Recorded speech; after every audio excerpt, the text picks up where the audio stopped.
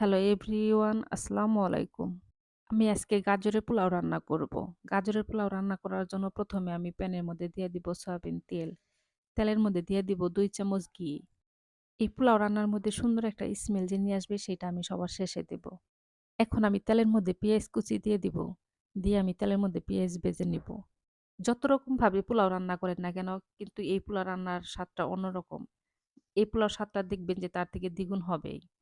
এখন আমি তেলের মধ্যে দিয়ে দিব ২ চামচ আদা রসুন বাটা। আদা রসুন আমি তেলের মধ্যে ভেজে নিব যেন আদা রসুনের কাঁচা কোনো গন্ধ না থাকে। এখন আমি দিয়ে দিব স্বাদ মতো লবণ। দিয়ে আমি এখন দিয়ে দিব গাজর। গাজর আমি তেলের মধ্যে ভেজে নিব ২-১ মিনিটের মতন। গাজর আমি একটু মাঝারি সাইজ করে কেটে দিয়েছি। একদম চিকনও না আবার যে মোটা সেরকমও না। আপনারা আপনাদের পছন্দ মতো করে কেটে নিতে পারেন। গোল করেও কেটে নিতে পারেন, পাতলা করেও কেটে নিতে পারেন। এখন আমি দিয়ে দিব ৪-৫ টা কাঁচামরিচ। গাজর তেলের মধ্যে ভেজে নেওয়া হয়ে গেছে। এখন আমি দিয়ে দিব গুঁড়া দুধ। গুঁড়া দুধ আমি একটু পানির সাথে মিশিয়ে তারপরে দিয়ে দিলাম। গুঁড়া দুধটা অবশ্যই দিবেন। যদি না থাকে তাহলে গাভীর দুধ একটু দিয়ে দিবেন। গুঁড়া দুধ এখন আমি গাজরের সাথে খুব ভালোভাবে জাল করে নেব। নিয়ে এখন আমি দিয়ে দিব ধুয়ে পরিষ্কার করে রাখা পোলাওর চাউল। এখানে আমি 1/2 কেজি চাউল নিয়েছি। 1/2 কেজি চাউল দিয়ে আমি পোলাও রান্না করব আজকে। পোলাওর চাউল ধুয়ে পরিষ্কার করে আমি ৫ মিনিটের মতো ভিজিয়ে রেখেছিলাম। আমি সবসময় ৫-১০ মিনিটের মতো ভিজিয়ে রাখি তারপরে রান্না করি।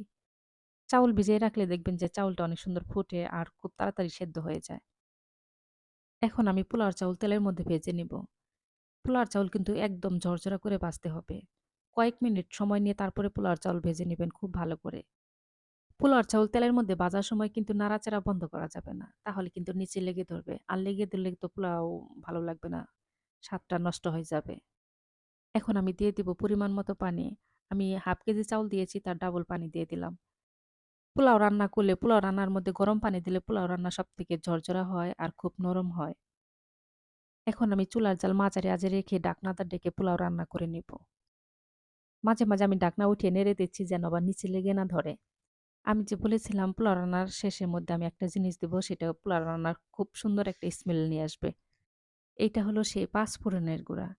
আমি অল্প করে পাঁচফোড়ন নিয়েছি। তার মধ্যে অল্প আস্ত জিরা দিয়েছি, দিয়ে তারপরে ভেজে নিয়ে গুঁড়া করে তারপরে এই পোলাওর মধ্যে দিয়ে দিলাম। ভেজে অবশ্যই গুঁড়া করে তারপরে দিবেন। তাহলে দেখবেন যে পোলাওর সুন্দর একটা স্মেল বের হবে আর খেতে খুব ভালো লাগে। শুধু আমার মতন করে একদিন পোলাও রান্না করে খেয়ে দেখবেন। আমার বিশ্বাস আপনাদের খুব ভালো লাগবে। আর যদি ভালো লাগে তাহলে অবশ্যই আমার পোলাওর ভিডিওতে একটা লাইক, কমেন্ট আর একটা শেয়ার দিয়ে দিবেন। মাঝে, মাঝে ঢাকনা উঠে আমি নেড়ে দিচ্ছি দেখেন পোলাও কত সুন্দর জর্জরা হয়ে গেছে। আর ঢাকনার মধ্যে যে একটা ছিদ্র আছে সেটা আমি মুখ বন্ধ করে দিয়েছি যেন ভাপটা না বের হয়। ঢাকনার মুখটা অবশ্যই ছিদ্রটা বন্ধ করে দিবেন। তাহলে দেখবেন যে পোলাওর ভাপটা বের হতে পারবে না।